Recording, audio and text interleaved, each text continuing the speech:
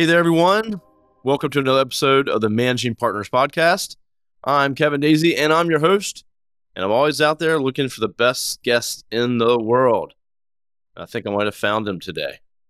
We got John Cooper. John is actually local to me.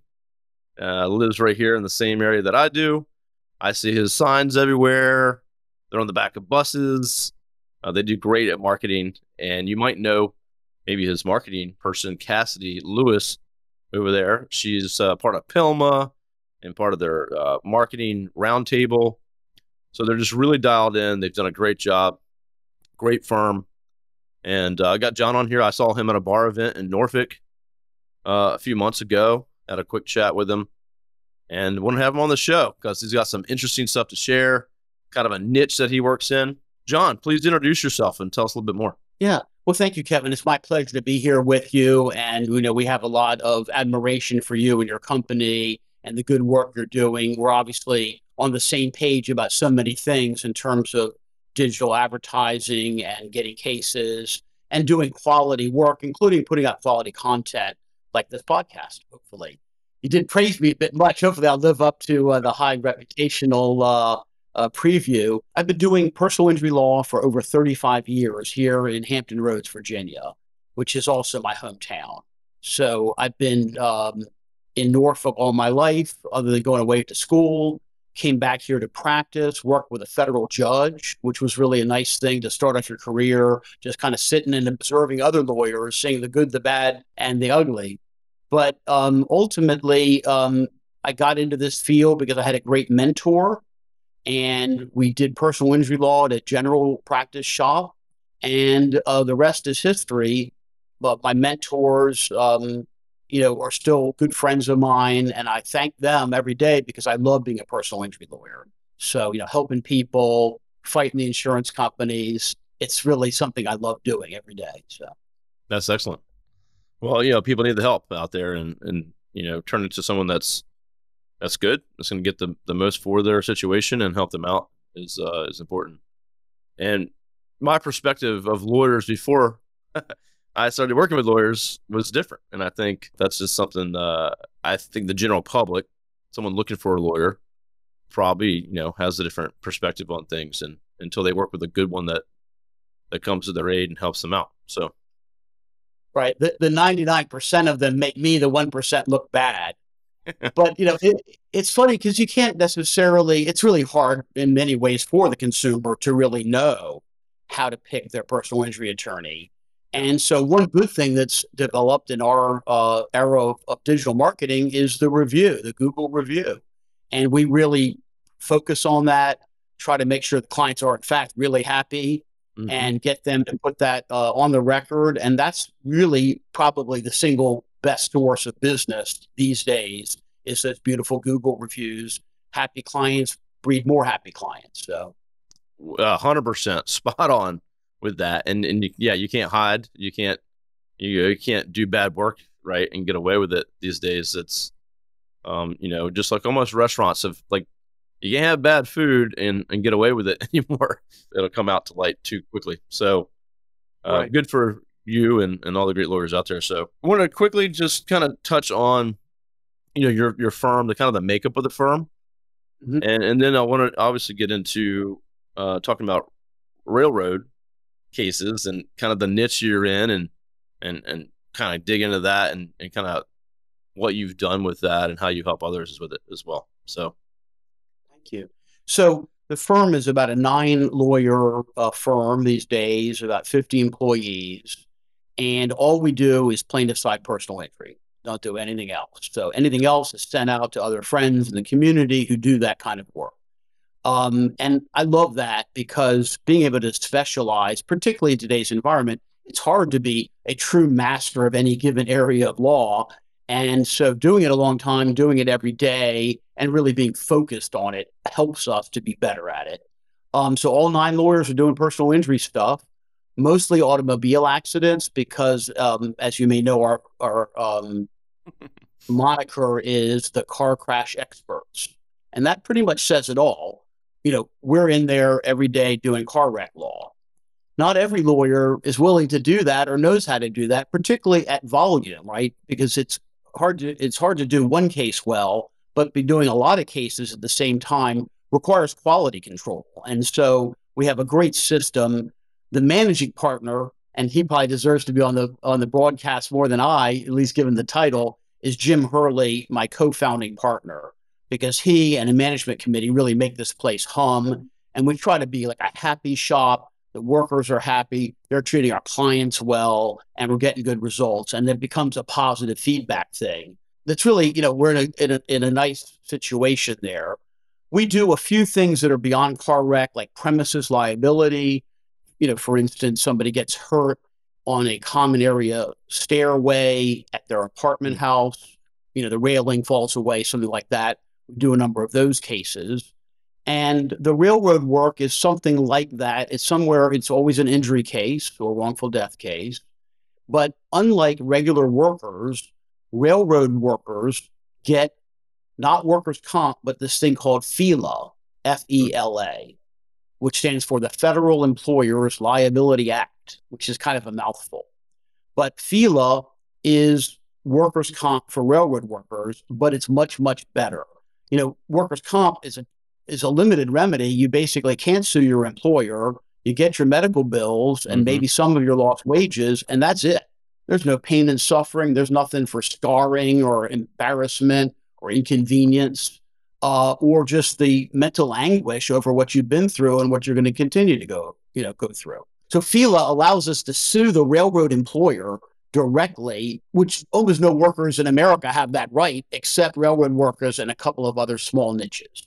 Wow. So that's really the background. We talk about railroad law. That's what we want to be doing, is helping railroad workers and their families sue the companies. And here we mean the big freight railroads, CSX, Norfolk Southern on the East Coast, Amtrak, which is the national passenger railroad, half owned by the government. And then there's lots of short lines and other railroads around. But here in the East, your big players are CSX and Norfolk Southern.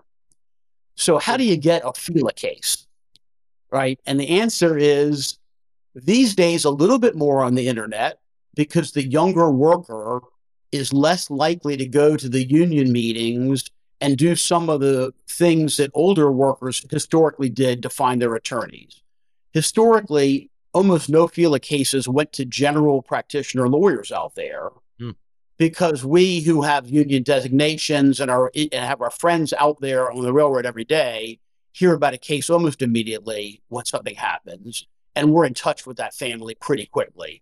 If not me, then somebody else. And so historically, these cases weren't obtained on the internet or other methods.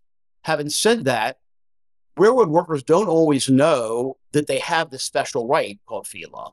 And they may think they have workers' comp, or the railroad may try to kind of confuse the issue and keep them on the hook and prevent them from talking to an attorney. So the one thing we FELA attorneys say is, if you are a regular attorney doing injury work and you get a call from a railroad worker hurt on the job, please give us a call, because we can explain what that person's rights are and make sure they get everything they're entitled to. Happy to do a fee division and have you work on the case with us. But the main thing is to find an experienced FELA attorney to make sure that case comes home correctly. And, earlier is always better for a variety of reasons. There's a specialized system on the railroad for what happens after an injury. So a lot of times we're getting cases from railroad folks, sometimes from other attorneys. And then at this day and age, with digital marketing being as strong as your company can make it and others, we do get some direct cases by advertising to particularly the younger, more tech-savvy worker who maybe doesn't trust the union guys as well as he might and wants to go and see what he can find out for himself.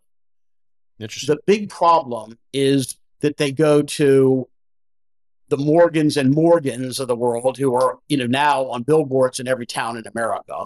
And by the way, they are not FELA specialists. Those kinds of companies will call me or people like me to get help with a railroad workers case if they're smart, if they don't want to mess it up. The other thing is that your local, neighborhood attorney, your uncle or whatever who's an attorney may run into this kind of case and not even necessarily realize what it is. So the main thing is railroad worker injuries are different. You got a question, give us a call. Our number is easy to remember. This is one of our marketing coups, was we had the number 757 and then all threes, 333-3333. So that makes it easy nationwide. Just have to remember the area code 757, which is Hampton Roads, Virginia. With all the attorneys that we work with and I've run into and talked to, definitely not something I've seen before other than knowing that you all do it. So it seems not very common. And so, yeah, I can see where you're specialized in that an attorney trying to take that case on and understand how that works, it makes sense for them to reach out to you for sure. And so these are all over the country, right? Because this is federal. Exactly. So it's a nationwide law. It came into effect, the FELA came into effect in about 1900 to protect railroad workers because railroading was the most dangerous occupation in America at that time. People lost their lives and their arms and legs just like every day. I mean, it was just a bloodbath out there. And as a result of that, in that progressive area of 1900, when other workers' comp statutes were coming into effect, they made a special law nationwide. The U.S. Congress did this to protect railroad workers. And there's, hundreds of thousands of railroad workers all across the country. So the chances are you know somebody, even if you don't live in Norfolk, Virginia, like we do, where railroads all around us here in our town. With the railroad practice in FELA, the law is completely different, and it's a nationwide law. So we don't have contributory negligence the way we do in Virginia. That's a huge thing. They also have causation in whole or in part, and this is right out of the federal statute. So if the negligence of the railroad causes the rail worker an injury in whole or in part, they make a recovery under FELA. So that's an incredibly relaxed standard. It means there has to be fairly little negligence, and it has to be just a partial cause. And so that's intended to be a remedial measure. And these cases can be incredibly important and valuable because the railroad worker might earn $100,000 in a blue-collar job. And if you get knocked out of this job, that's a lot of income to be lost, as well as really good benefits to the family. Sure. And because railroad work requires lifting 50 to 100 pounds on a regular basis, every worker has to be able to regularly lift 50 plus pounds. You can't do that job with a bad back. You and I could sit here and do this with a bad back, trying not to grimace, but it would be unsafe to be out on the railroad trying to climb up ladders and carry, giant 80-pound knuckles and the things they have to do out there. So that's really why the cases are such a valuable thing. And because it's infrequent, most lawyers probably haven't even necessarily heard about it. So it's good to know. Now, within the railroad ambit, there's also some other stuff that's probably of interest to viewers. Railroad passenger cases are kind of the next big category. So we represent Amtrak all across the country, can sue Amtrak for hurting a passenger. And Amtrak, as a common carrier, owes a duty that's higher than regular duties under state law. They owe a high duty of care under almost all circumstances to a passenger, a ticketed passenger. And so the negligence can be shown, again, knowing something about railroad and how passenger cars are set up and how Amtrak operates assists us in getting a better result. There's also some unusual things in Amtrak passenger cases these days, like they've added a forced arbitration clause to the ticket. And so they are now trying to enforce that all across the country. And so that's just another wrinkle that makes Amtrak passenger cases a bit different.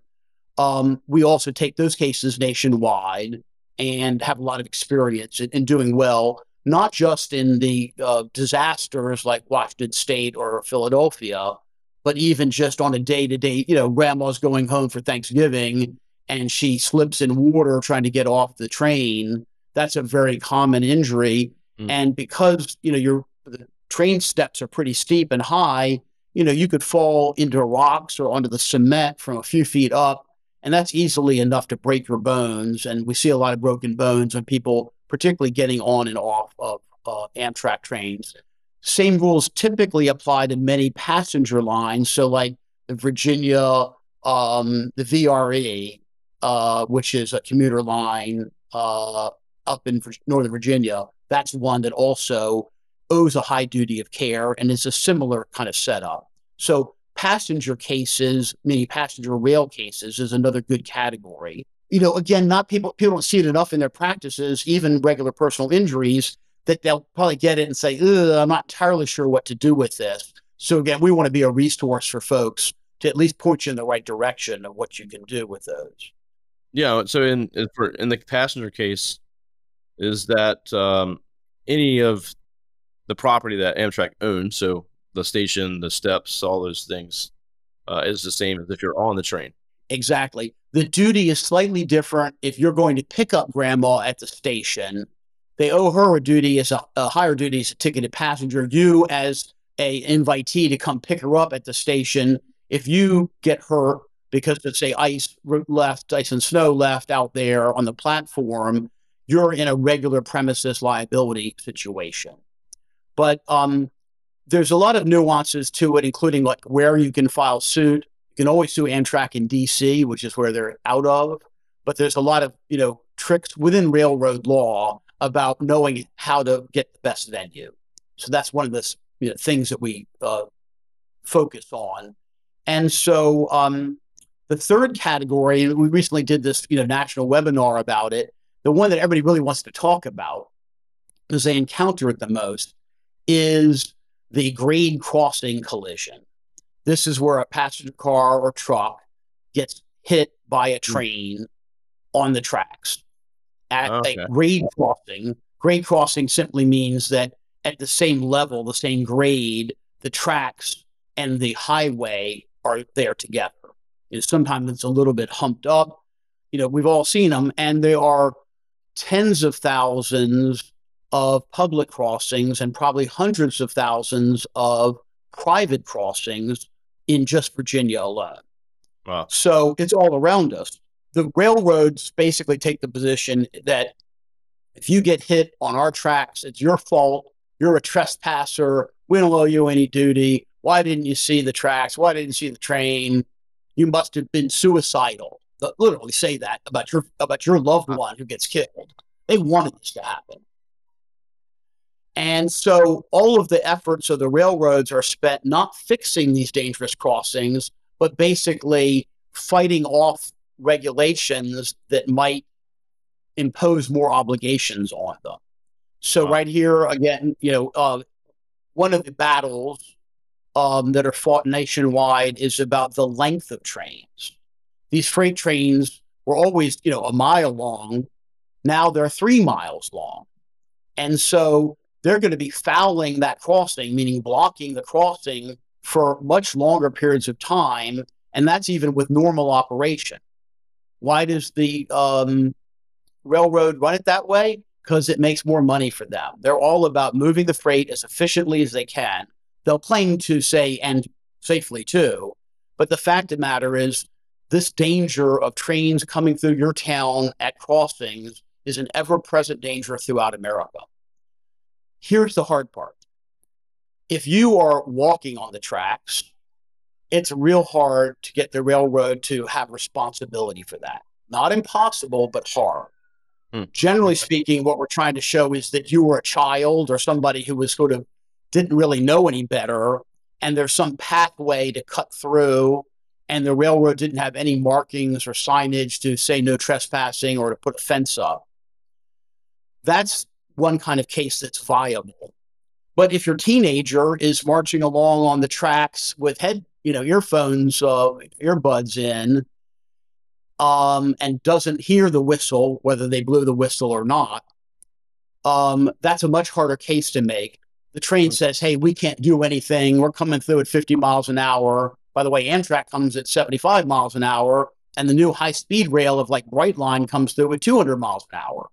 Yeah, get out of the way of that. And so when Brightline, for instance, it's a passenger train, comes into a new area like Florida and it's starting in California now, what that means is a whole new train system that nobody's used to is there. And 200, we've never seen 200 mile an hour trains really on a daily basis in much of North America. Yeah, I was on one in Italy one time. Right. And so Japan, Italy, modern countries, man, but that bullet train or whatever they call it in Japan, it means business, and you got to be careful, but you also have to know it's there. So the railroads are supposed to put up lights and gates to tell us where they are at a public crossing. But check this out. They got a special deal from the government, which they always get, that said, oh, if we helped you put in lights and gates, meaning if we, the federal government, put in money or even studied a need for lights and gates, now you can never sue that railroad for whether they did or didn't put in lights and gates. You can sue if the lights and gates don't work properly, but the question of should there have been a lights and gates, that sort of thing is barred at many public crossings across America by law, which is, just favorable to the railroad law. And so lots of people get hurt and get uncompensated. The other kind of case that's a good case meaning that I can help people, is where you have a passenger in a vehicle, because the driver is really the one responsible to get across the track safely. Sure, the driver probably might be partially at fault and got confused and didn't know how fast the train was coming or something else. They didn't see it. They couldn't hear it. But if you're the passenger, you're generally going to be free from fault. And so those are the cases where we have the best chance of making a full recovery for somebody, because whether you're a passenger or a driver, the occupants of the car lose every time against the train. Guess how much a freight train weighs, Kevin? 30 tons. Yeah, and tons confuses me, but they weigh 500,000 pounds. Oh.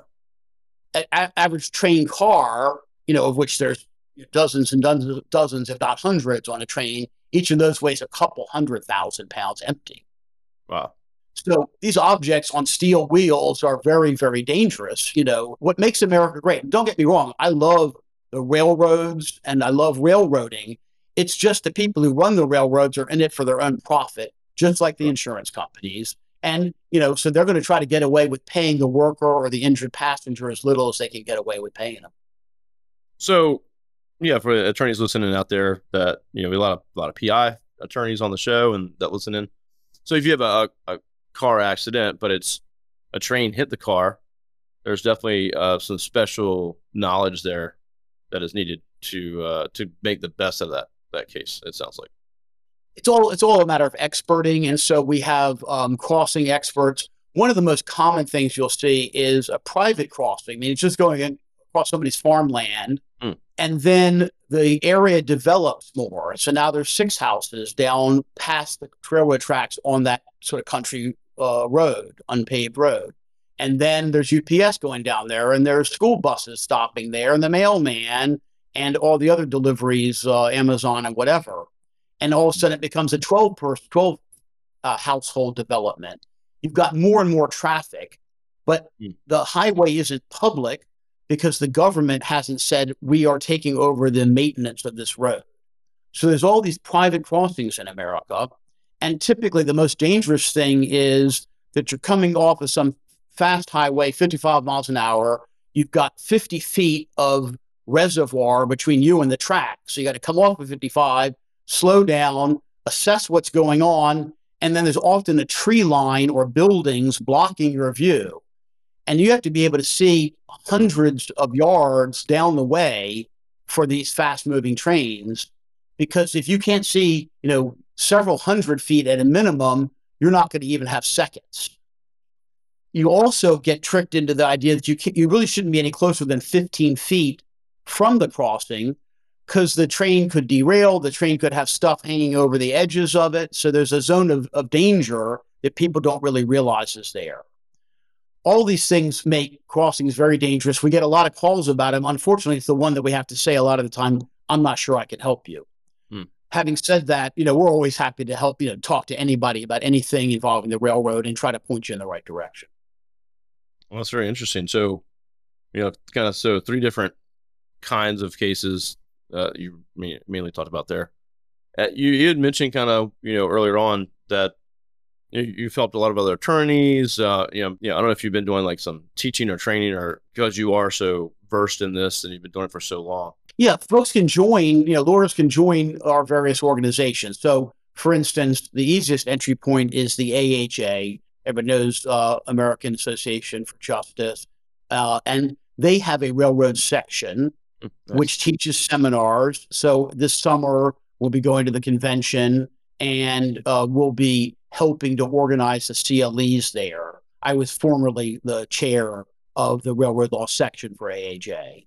Oh, And excellent. then if you want to get a little deeper, there's a group called ARLA, the Academy of Rail Labor Attorneys, who really are FELA specialists.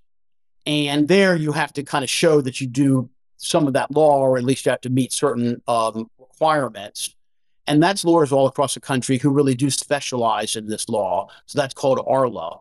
And so I was just at their national seminar, which happened to be in Williamsburg, Virginia, luckily for me, and meeting with lawyers all across the country, constantly sharing information on listservs, motions, and all that. So we have a great library at ARLA, which has, decades and decades of people's research and photographs, just a ton of stuff to help prove these cases up. So Wow. it's fun to have that specialized knowledge, and to work with people who also really know what they're doing. Yeah, well, I mean, for me in business, niching and specializing has been the best thing we've ever done. And to really understand the situation or your client, in this case, has been powerful. And I think for any attorney out there, if you're kind of more of a general practice, and I just love to hear the stories of the ones that have hyper niched, if you will.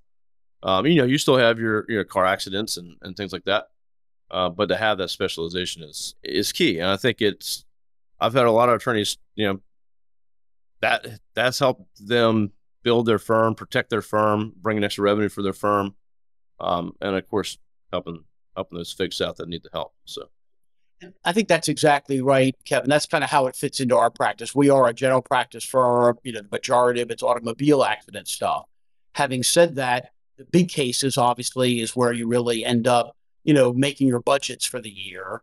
And so FELA and railroad accident cases are one of those revenue streams, one of those kinds of cases that give us a little bit of extra either oomph on big cases or just ballast day in, day out, because we're regularly working on the cases. We do non-catastrophic cases for railroad workers too. But again, they could just get, a shoulder surgery and be out for a year and lose $100,000 in wages. So you can see it very easily adds up to be a significant loss. But that's how we look at it. And what's fun is, again, to have something that you get to do because other people don't know about that. So it allows me to share that and provide an additional revenue source for the firm. and I think as as a business owner, entrepreneur, it's having that thing you love to do and dig into, versus your day-to-day things that you have to do, which you still might enjoy, but kind of having that specialty piece there kind of keeps things interesting and keeps you learning and things like that as well. So Absolutely. And so, really appreciate the opportunity to be with you and talk about these things. And again, I enjoy the business side of the law firm too. I really think it requires embracing. It's easy to feel, oh, like I don't want to have to do that. But, whether it's making some videos or working on your content, all the things that I know that you tell your friends and clients to do. every day. I think it's important to embrace it. Or if you can't, then find somebody else in your firm who really does. But again, I'm so blessed to have Cassidy and Jim Hurley and a whole marketing department behind me, which makes my job easy. They just got to tell me where to sit down. Yeah, that's nice. Any firm out there listening, I mean, you're marketing, you can't just hire an agency and they're going to do it all and you're hands off completely. Like you have to be involved. You have to sit down where they tell you to sit down. You have to show up and listen to your team if it's in-house or external. But there's got to be firm involvement and buy-in and participation. Your employees, your staff, if you can get them to participate. But it's definitely a two-way street. I think in the past, it was more like the agency is a vendor. They were responsible completely. And yeah. And then if they didn't work, I'll switch to another one and then I'll switch to another one. And usually what I see when I see that is, how involved were you with the agency? we talk to them once a quarter, So it's definitely, it's involved. And I think as things have progressed with Google tightening things down, even more so with AI and all that, there's a lot of just generic content and crap out there. And people are just producing it at high volumes, but it's not original and it's not creative to you, right? And so Google's looking for something you can't find anywhere online that can't be replicated by AI. That's your story, your voice, and that's what's going to set you apart. Just like Google reviews, you can't automate them. You can't use AI to make Google reviews. And so it's real. It's real people telling what they think. So, and I feel like, that whole thing about kind of just embracing who you are and engaging with the internet and your community in ways that are interesting to you, and then that's going to shine forth. That's really the way it should be. And so, as you see, I'm a stuffy UVA law grad who came in coat and tie today to our meeting, when a simple Cooper Hurley shirt would have been just fine. But, I enjoy getting dressed up. Part of the fun of being a lawyer is I get to dress up, and not everybody does that anymore. So, you got to embrace who you are. Yeah, and you be who you are. I dress up sometimes, not as often, but I like dressing up. And but sometimes I like to throw on my polo and call it a day. So, but yeah, be yourself, right? And you're not hiding behind a suit or dressing up in a suit and you hate it. It's just be who you are. I've had lawyers come on here with sweatshirts on and hoodie sweatshirts and whatever. So doesn't matter to me. But, yeah, and even within our firm, of course, Jim Hurley rarely wears a tie unless he has to. But that's just it. You kind of develop your style, and then also early in your career to find those opportunities to really be yourself, and so that that what you're showing on the internet is exactly who you really are. And that kind of integrity, which is a big word with young people these days, it's hard to come by that. Will they like me if they see the real me? And the answer is, you got to really know your stuff in this business, but you also have to be approachable and likable. I think the main thing that's, that matters is your clients talking to you often enough, talking to your staff often enough that they feel the love, they feel the attention, they feel that you care.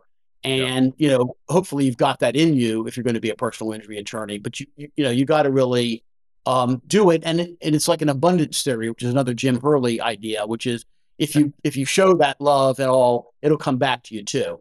And so people know when you care. Oh, 100%. Yeah. Put yourself out there. Don't try to make things up or be a certain type of person.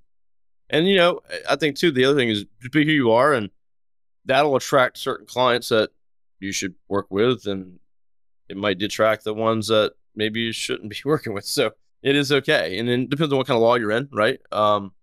But I know most of the clients I have are like, what's your ideal client? And they'll tell me, boom, this is, maybe it's a divorce or maybe it's estate planning where it's a little bit more long-term kind of relationship type stuff. They usually have a certain kind of, person that they do best with, just like us. Like we're not great with all attorneys.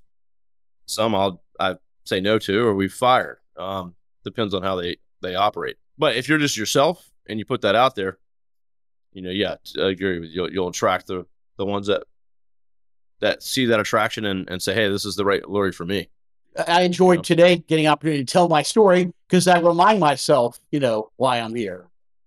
You know what? The best part about this podcast or recording anything is just talking about the things I already know that I need to continually reapply, or sometimes I talk about something that I haven't yet applied, but I learned, and it's kind of like a refresh. Like, oh, we need to do that. We need to work on that. Or I'm learning from you directly right now, right? How you've done well in your firm. And so for me to be able to do the show it's like a win-win-win, right? So, I love doing it. So thank you for the invite. And, hopefully, if anyone has a question, they'll give us a call. John Cooper at 757-333-3333. And again, thank you so much, Kevin, for the opportunity. Absolutely. Well, I appreciate it, John. Thanks for coming on and sharing your story.